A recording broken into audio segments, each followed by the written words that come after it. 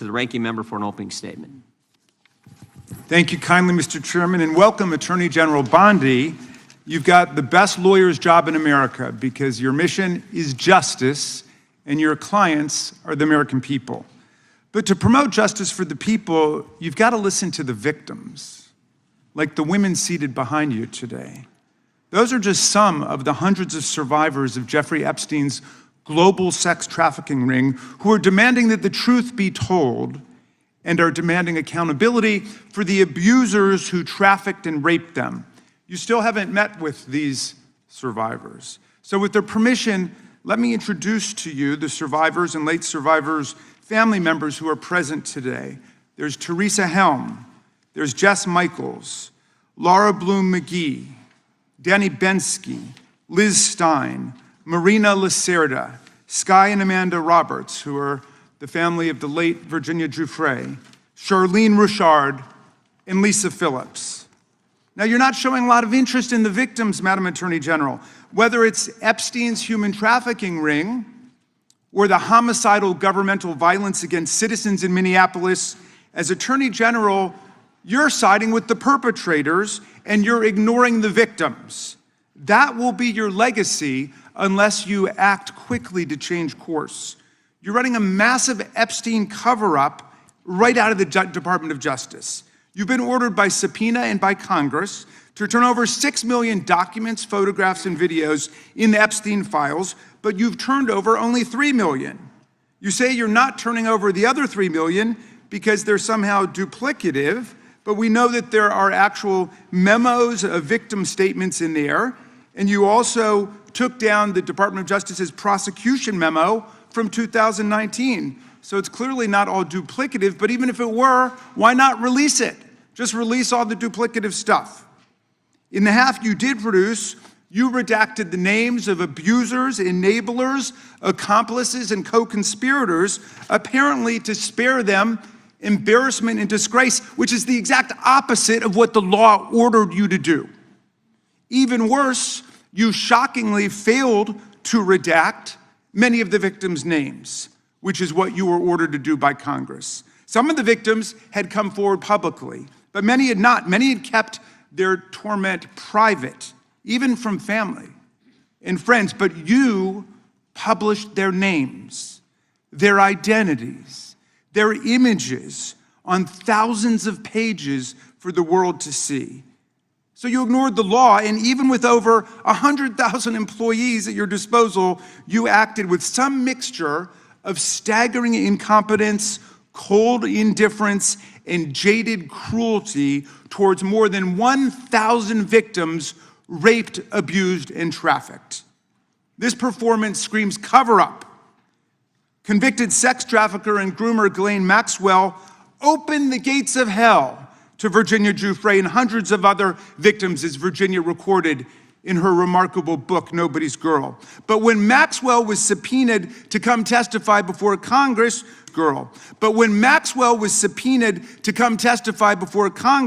you and Todd Blanche quickly moved her from a higher security prison to a minimum security camp in Texas, where she's enjoyed 5-star treatment, including catered meals, private gym time, and access to a therapy puppy. All because Todd Blanche, who's utterly failed to investigate the monstrous crimes of Epstein and Maxwell's co-conspirators, spent 9 hours with Maxwell and satisfied himself that she would have nothing untoward to say about Donald Trump, which is your only real interest in the matter, based on institutional performance. But abandoning victims and coddling perpetrators is what you do best. When the FBI opened a criminal investigation into the brutal killing in Minneapolis of Renee Good, a poet and 37-year-old mother of 3, by Trump's masked paramilitary ICE agents, you shut it down. You claim you're investigating the cold-blooded murder of Alex Preddy, an ICU nurse at the VA. But how can we trust the administration when the president and Kristi Noem called Preddy a domestic terrorist and Stephen Miller called him a would-be assassin? Not only do you refuse to share evidence with the state and local investigators and prosecutors in Minnesota, you have blocked their access to the crime scene and the evidence. How are you seeking justice for Marimar Martinez, the Montessori school teacher in Chicago who was shot 5 times by a Border Patrol agent who bragged about it on text, or the family of Keith Porter, a father of 2 shot and killed by an off-duty ICE agent in LA, or the family of Silverio Villegas Gonzalez, shot and killed in Illinois minutes after he dropped his kids off at school. There's no sign of any movement at the Department of Justice. You even launched a criminal investigation into Renee Good's grieving widow. How sick is that? But it's even worse. You've turned the People's Department of Justice into Trump's instrument of revenge.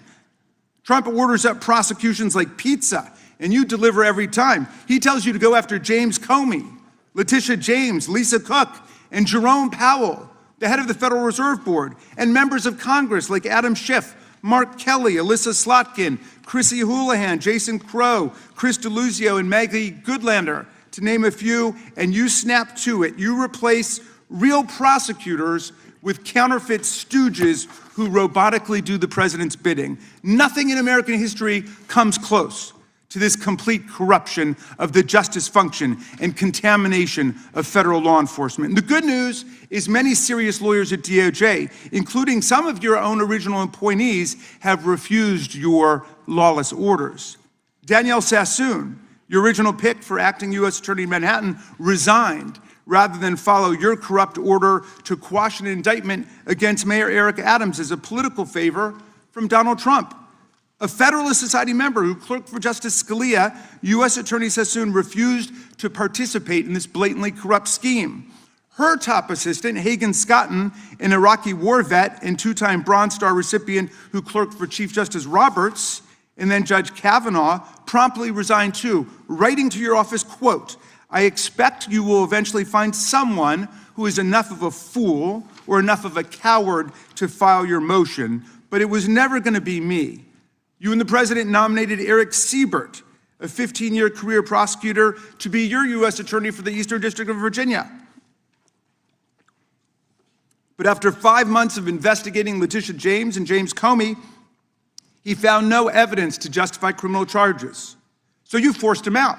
You replaced him with Lindsay Halligan, Trump's personal lawyer from the Mar-a-Lago documents case, who had 0 prosecutorial experience and no qualifications. And then you were humiliated when a federal judge found that this corrupt appointment was blatantly unlawful and threw out Halligan's indictments entirely. And grand juries of American citizens have repeatedly rejected your vendettas and baseless indictments brought by the hacks left at DOJ now, with 2 different grand juries in Virginia voting down indictments against Letitia James in a single week. And just yesterday, another grand jury shut down your vendetta factory by rejecting indictments against the 6 members of Congress who had spoken out to remind all service members that they have a duty to refuse illegal orders.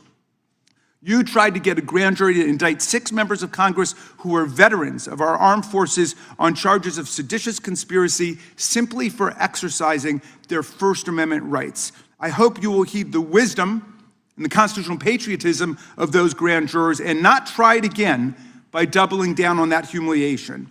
As your best lawyers are sacked for having participated in the January 6th case, or just flee for the exits now, your new lawyers keep lying in court. In dozens of cases, they've been excoriated for lying to federal judges. Chief Judge Boasberg, right here in D.C., suggested your Department of Justice perpetrated a fraud on the court. Other judges found your statements to be, quote, inexplicably misleading, patently incredible, totally inconsistent, and so disingenuous that the court is left with little confidence that the government can be trusted to tell the truth about anything. Now, as ranking member, I asked the chairman to add a few extra rounds of questions today because we each have 5 hours of questions, not 5 minutes, but we're stuck with 5 minutes. That's clearly insufficient to give voice to America's victims and survivors and to demand answers about all the corruption and cover-ups that we see at DOJ right now. We've got just 1 round, so we ask you politely but firmly, Madam Attorney General, please do not waste 1 second of our precious time by evading questions, by changing the subject, or engaging in personal attacks against members of Congress. We saw your performance in the Senate, and we're not going to accept that. This isn't a game. In the Senate, you brought something with you called a burn book, a binder of smears to attack members personally for doing the people's work of oversight. Please set the burn book aside and answer our questions. And when you hear us reclaim our time, that means it's time for you to stop speaking. We only have 5 minutes, so when we reclaim our time, that means you stop. And if you don't, we will ask the chair to stop the clock and let you go on his time. The quality of justice in America depends on the character of our government. Please do your job and bring the Department of Justice back from the brink. The survivors seated behind you and the American people watching everywhere deserve a Department of Justice worthy of its name. I yield back, Mr. Chairman. Without objection, all of the opening statements will be included in the record. We will now introduce